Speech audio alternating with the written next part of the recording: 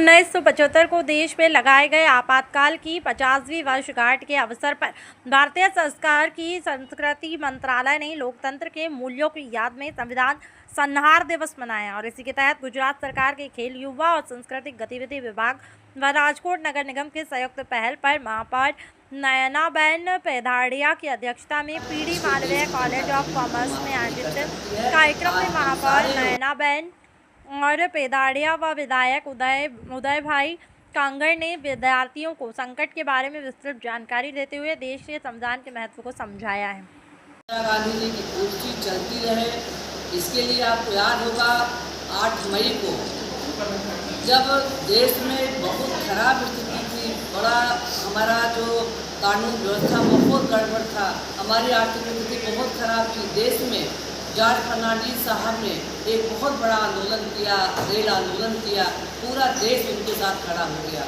और उस आंदोलन का इतना असर पड़ा कि पंजाब में इनकी सरकार चली गई, गुजरात के छात्र नेताओं ने अनशन प्राप्त किया।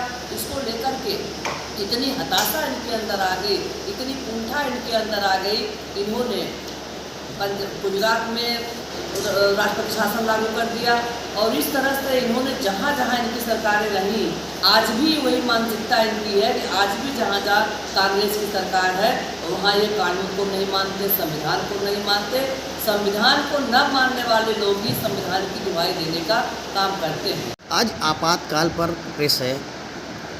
वर्तमान सरकार और पूर्ववर्ती सरकारों की जो कमियां और अच्छाइयां हैं उस पर आपने चर्चा की। आपातकाल लोगों के लिए कितना नुकसानदायक रहा है?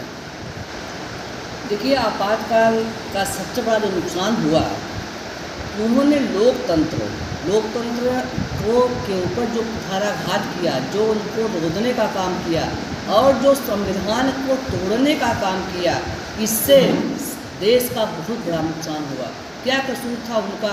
क्या कसूर था 18 साल के बच्चों का जो पढ़ते थे, छात्र जीवन में रहते थे, उनका विरोध किए, उनको इन्होंने मीसा के अंदर जेल में डाल दिया।